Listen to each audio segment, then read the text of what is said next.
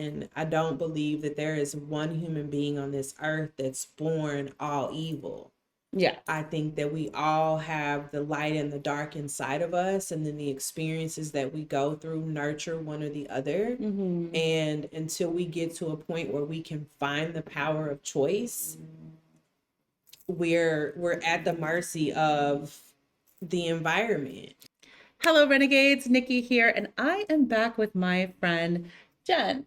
Jen is a licensed therapist. She's also multi-talented, does multiple things. So I'm going to let Jen introduce herself and give you a little bit of her background.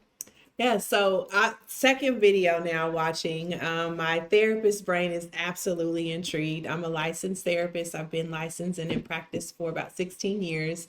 And then I also do a lot of other things. I'm a creative. I'm a real estate mogul. I do a whole bunch of things, speaking it into existence. Yes, I am. But here I'm really just experiencing the music as a lover of art and a lover of the human experience and just being immersed in somebody's world. So yeah. So today we showed Jen Hi Ren, which was her introduction to Ren, and now we're moving on to the tale of Jenny and Screech.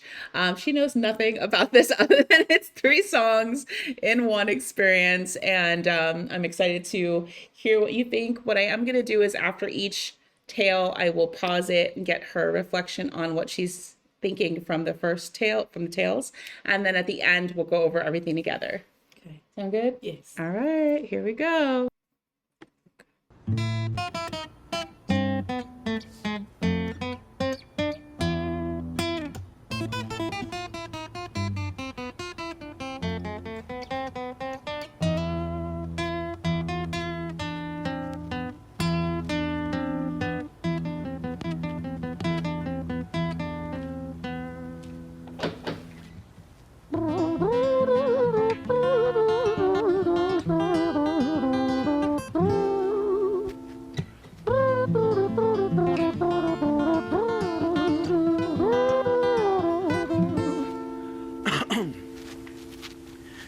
It was a quiet, dark night in an empty street, somewhere in London City.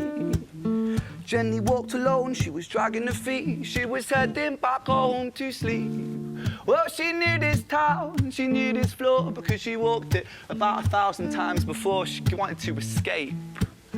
Can you blame? Well, on the very same night, in a different place, there walked this hooded young youth by the name of James. He was 14 years old and out of his brain, he'd been smoking ganja with the boys. James, he grew up to be a kid of the street. His mates called him Screech, he was quick on his feet. He was a liar, a thief, at 14 years old, the devil had set his sights on his soul. As Jenny walked home all alone, she felt scared. Usually she was alright, but it was like there was something in the air. A divine intervention telling her to beware, maybe intuition bugging her and making her so scared. Sirens sound in the distance at the beat of Jenny's feet. A symphony of the night that echoes crime on London streets. Jenny turns a corner, their eyes they meet. Up or go Jenny, a boy named Screech. Give me all your money, bitch, give it to me. If you cooperate, then you'll soon be free. I want your purse, your phone, don't fucking look at me. I mean it, bitch, are you listening to me? Jenny freezes statue like a lady shakes stalactite. Feel like liquid nitrogen in the dark night. She tried to find strength to move, but stayed as still as a statue in high-heeled shoes. What the hell you playing at? You playing games with me? I swear to fucking God, I'll slice the rosy off your cheeks. You think I don't mean it, girl? You don't know me. The last thing you see will be a boy code. Screech reached with the sheath of the blade, with the teeth that could bite through steel and slice concrete, and he swung possessed with the devil in his chest, and the statue she was turned to butter in her breath. It was a quiet, dark night in an empty street, somewhere in London City. Jenny lay still on the cold concrete, she's found somewhere to sleep. Well, she knew this town, she knew this floor, 'cause she'd walked it about 1,000 times before. I guess that she escaped. It's such a shame.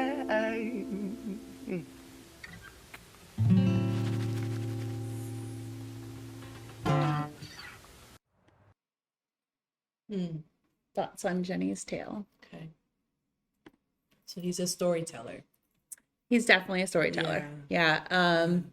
He's got all different kinds of music. So just so you know, like I don't know if the fans termed it or if he termed it bardcore, because bards used to be, I think in medieval times, used to go and tell stories while they performed. And so he's very much of that ilk in some of these songs. But he also does like hip hop. He also sings like reggae style almost. So there's lots of diversity in what he does, but this is more of that. Yeah, just after the first video and this video, the first video, I felt like I'm invited into his experience, but even being invited into his experience, he's telling a story visually, musically, he's telling a story. He's a writer, he's all of it. And then this one is just a different aspect of, It's like the narrator. yeah, I'm still telling a story. It may not be, and I don't know, it could be absolutely a part of his experience, but he's removing himself from it and telling it as a third person, but it still wraps into him just as an artist all around, being able to write with the visual, walking through the street and the alley as he's playing the music. So he's very much a storyteller. Yeah. That's like storytelling. Did you catch that Jenny is no longer with us? Okay. Yeah, she found sleep, or I think he Yeah. said she found sleep or found rest or something. Yeah. Yes. Yeah. And then I like that too. Like for me, from an artist standpoint, I love music, but reading is where I really get into. So you're getting the visuals, like yeah, you're and reading. getting the visual. But I think, I love an artist that can tell me the story without just laying it all out. Yes. Like, don't make it so Descriptive language. easy for me Yeah. to understand what it is. Make me pause, make me be present, Yes. make me really be in the moment. I'm happy I showed you this as a reader, because Yeah. you're a reader. So it's like, this is very much like, there's different aspects when we keep going, but like I literally visualize everything he's saying. Like I see it as if I'm reading. Yes. Yeah, absolutely. And so you're getting it all. And those are my favorite kind of writers and my favorite kind of artists, where I'm in the moment with you. I'm hearing it. I'm seeing it. I'm smelling it. I'm tasting it. Yep. I'm feeling it. Like I can feel the moment when she walks down the street and the intuition is like some shit's off. Yep. I can feel it Yeah. as I'm listening. And so I love that kind. And a lot of times it's just like, well, she was walking down the street and then he came up and he pulled out a knife and he cut her and he killed her. And he like, no, Yeah. like make me, give it to me, put me in it. But then let me also have to process it as I'm you're gonna going. love Moran, because that is love literally that what he kind of does. Like it's artist. very descriptive. It's very much immersive. Okay, let's go to the second part, because there's more of that. You're gonna love it. Now it is dark. I'm gonna say all of this stuff is a little dark, but it's very well done.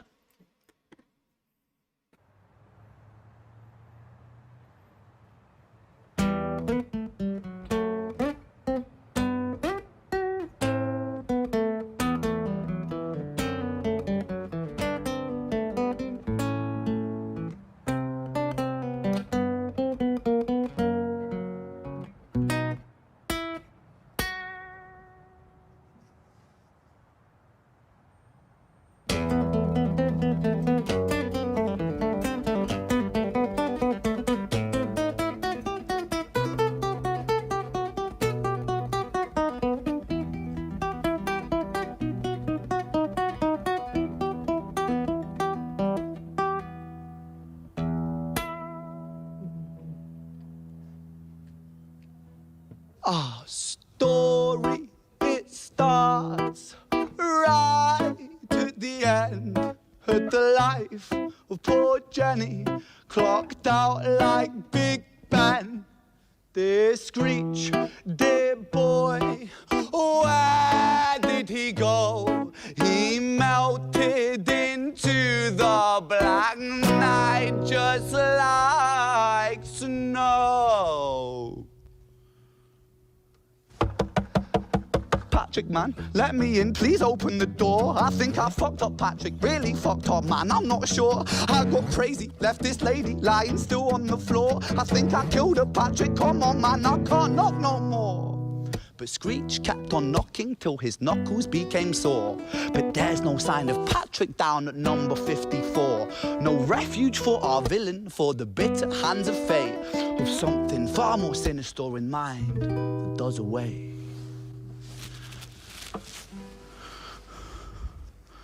I love them picking the guitar.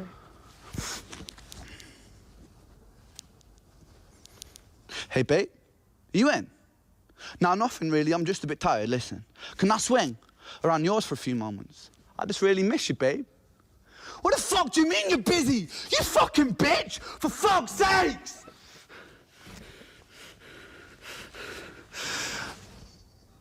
Siren sounds approaching like a banshee in the night. The shrill cry of justice cutting like the sharpest knife. But Screech was never one to run, not one to miss a fight.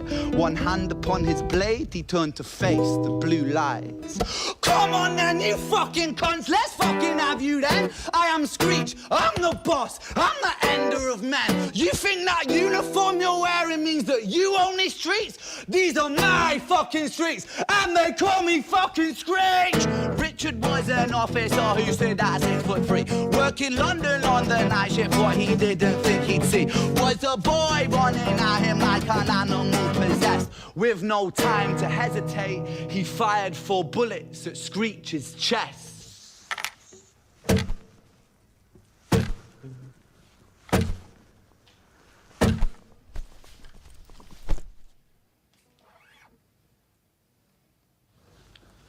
Our story, it ends right at the start. Young Screech and poor Jenny lying 1 street apart. An officer shaken by the boy that he claimed. 2 bodies lay lifeless, and it's such a shame. It's such a shame.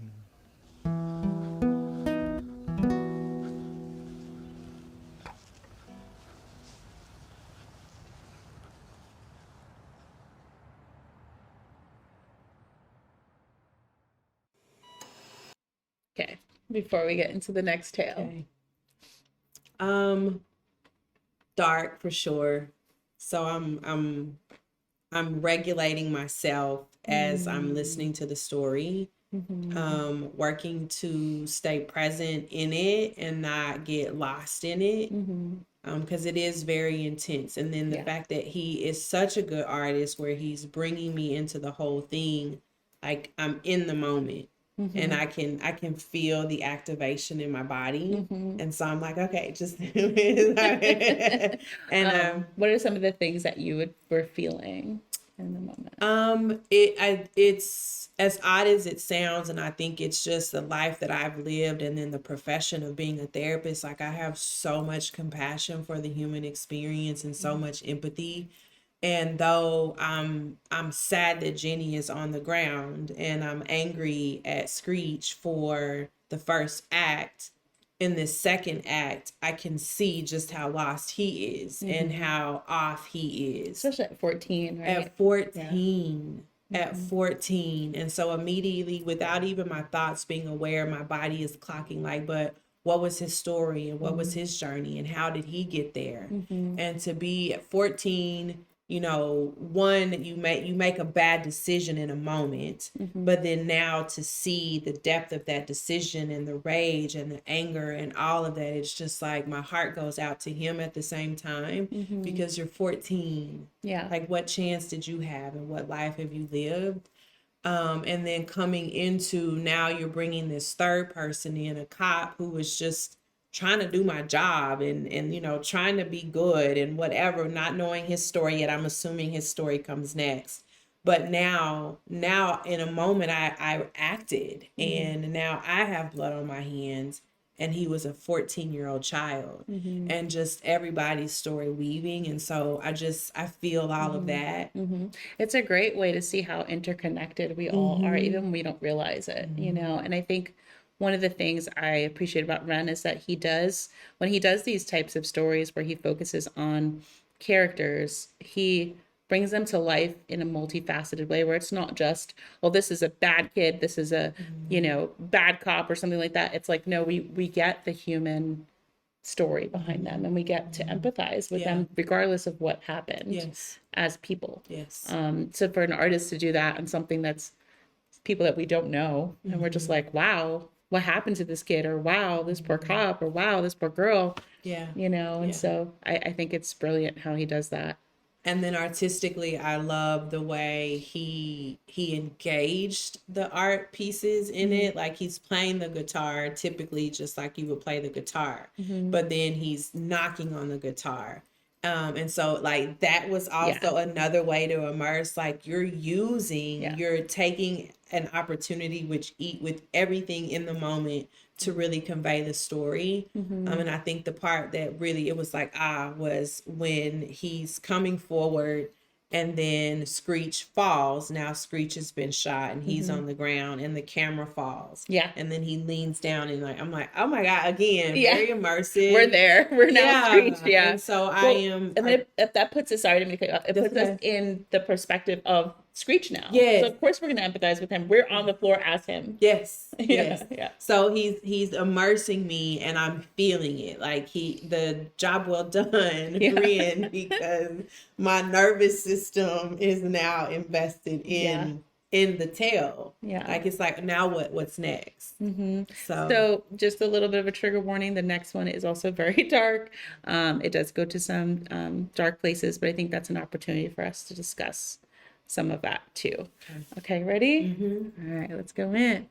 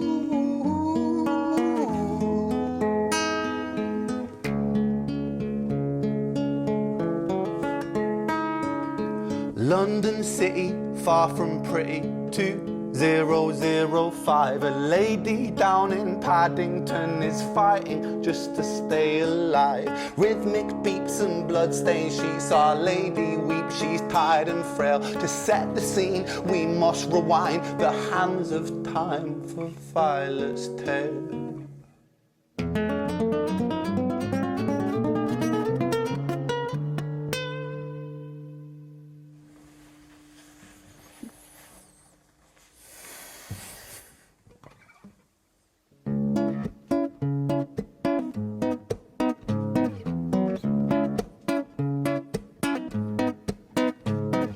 Violet was a silent girl, grew up with violent starts. Her mother was a drinker and her father was a bastard. Every night he took her tie but never left the room. I'll spare you with the things he did, I'm sure her mother knew. Violet was a silent girl, she moved out at 16. A semi-detached council flat, paid for by a welfare scheme. Packing shelves at Tesco, stacking jars like pickled bricks. She met a boy named Stevie and he was a little prick. Violet was a silent girl and Violet she fell fast. See, Stevie was a wrong un, but he sure knew how to charm her. Every night he took her tie but never left the room. History repeats itself, he'd paint her black and blue and dark. She never stood a chance. The devil comes to dance. Violet, why are you always so quiet? on her bedroom door and he's irate. He's been drinking and smoking, he's up late. And he stands by her bedside, she shakes, but her eyes stay shut. You fucking slut, I know you're up. And he pinches her eyelids and folds them up. Violet, why are you lying to me, Violet? She stays silent, things turn violent. That's the sound of his fists when they fall like a crashing pilot.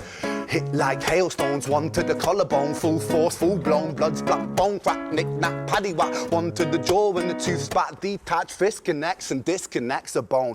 A quick deflect to misdirect the blow, but nonetheless his punches met her throat. Such a mess, he's left her bruised and broke. Violet, why you always so silent, Violet? Why you such a little liar, Violet? Do you think I wanna do this, Violet? In character, she stays silent. Well, say something, Violet. Silence. Fucking say something, Violet. Silence. Wait. Say something, Violet. Not one word. She stays quiet.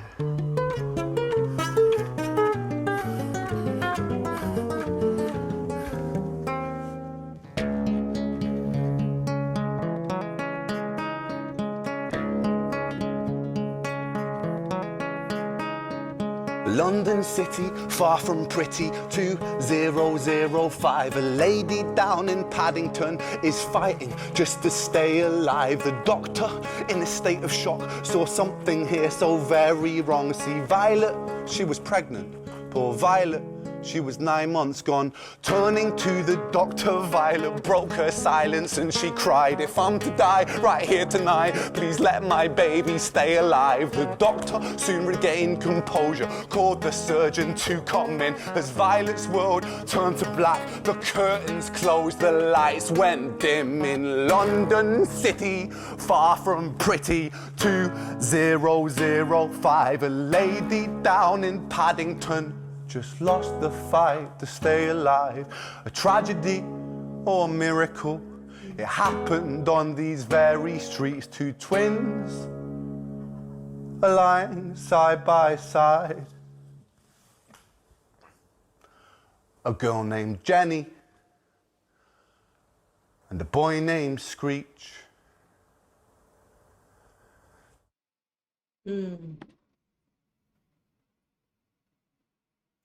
And I could be connecting the dots wrong. No? But the way I see that, you start with Jenny, you start with Screech. Now this is where you start entering your own narrative in there. Violet gives birth to 2 kids, but she's gone. Dad's a dick. Kids have probably been just wherever and possibly separated. Mm-hmm. And then their lives cross on a dark alley in a street. And he killed his twin. And he killed his twin. Mm-hmm. Not knowing. Not knowing that it was his sister. Mm-hmm. Yeah. Mm-hmm. Yeah. So, and then if you think about even Violet's tale, right? Her parents, the trauma, her mom drinking, her dad abusing her. And then she chooses what she knows, yeah, what's familiar. Yeah. And she's a teenager who gets pregnant with a guy who's violent. And then the kids get separated because the guy kills her. And then one grows up hard on the streets. The other one, who knows how Jenny grew up. But yeah.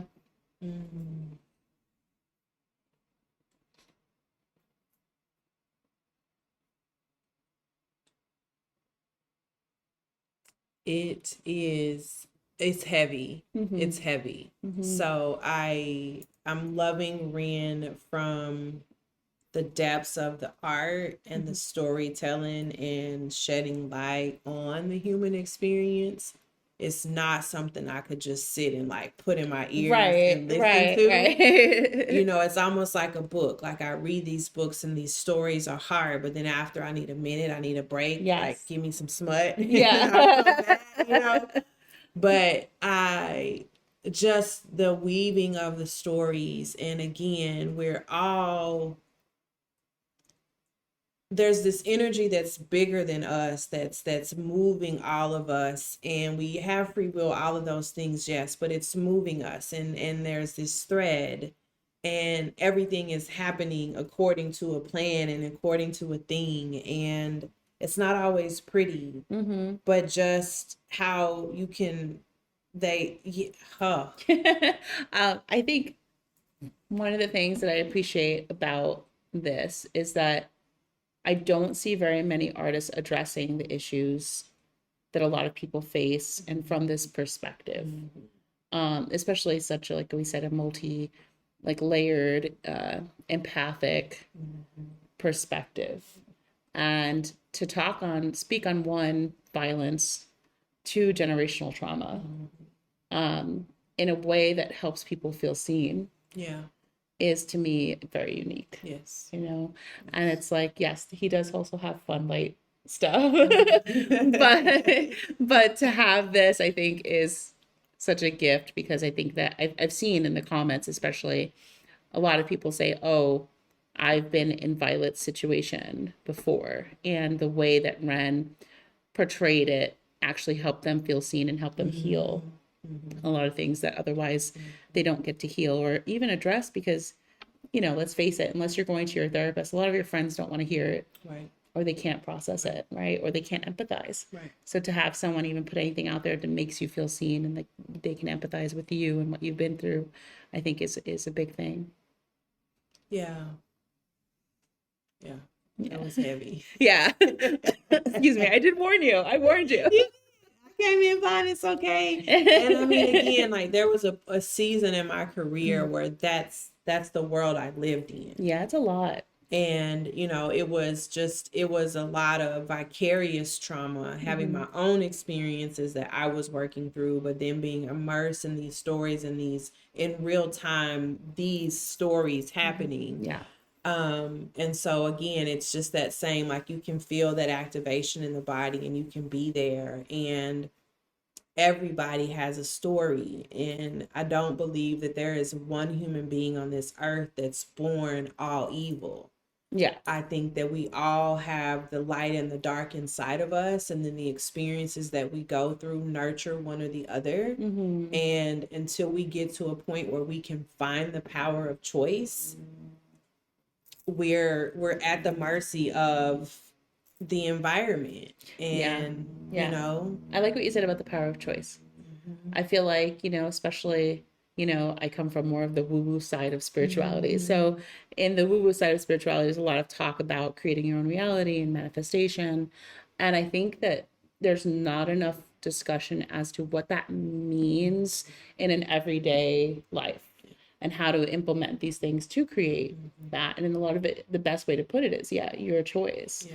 You know, the choices you make on the day-to-day, the choices even in how you see your day and situations that pop up. So I'm glad that you brought that up in that way, because I think it helps add more tools to that than just like, oh, I'm going to create my life and it's going to be perfect. And people are like, why isn't your life perfect then? You know, it's way more complicated than that. But yeah. Well, and even in this scenario, you know, you're dealing with children. You know, our brains aren't fully developed until mid to late 20s, you know, and so these are all children. And unfortunately, as children, we don't have a lot of power to choose. Our mind and our body and our nervous system is doing the choosing for us. And what my body is going to choose is the thing that's going to ensure me the greatest survival and the opportunity to get to the other side, to get to a point where I can tap into the power to choose. Yeah. And so, and we're all wired differently, and that's where that biology comes in. And some of us choose to reject the environments that we're in, and that our body chooses that. And that's what safety and survival looks like for us as kids, where others of us, our body chooses to lean into the environment and to do the very things that are being done to us.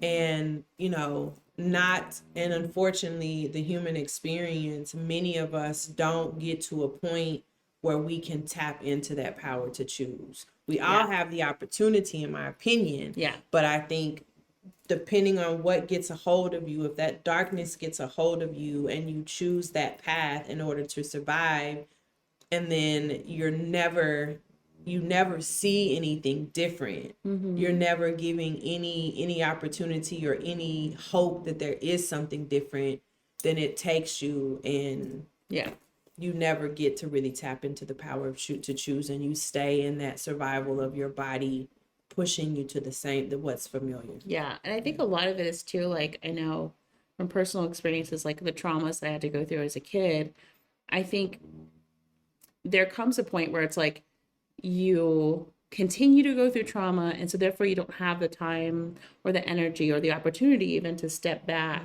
and look at it from kind of an outside perspective and then analyze what you want to change or don't change. So you're literally in fight or flight or fawn or whatever for a long period of time unless you get the opportunity to do that. So I do contribute a lot of, like, let's say my personal experiences. I was able to kind of at moments step back, look in, and then make different choices. Yes. Yeah. I think my new term that I'm using is embodied survival. Yes. And it's like, it's not a term in a book. It's not anything I read. There's no research. You heard it first. Yes. So I need that copyright, trademark. Yeah. But it's this embodied survival where most of us, we live in the state of survival, fight, flight, fawn, freeze, whatever, because that's the human experience, in my opinion. Like as kids, we're in survival. We're navigating this world. We've never been here. We're exposed to the environment. We're at the mercy of the people who care for us. And so naturally, we're just trying to figure out how to navigate.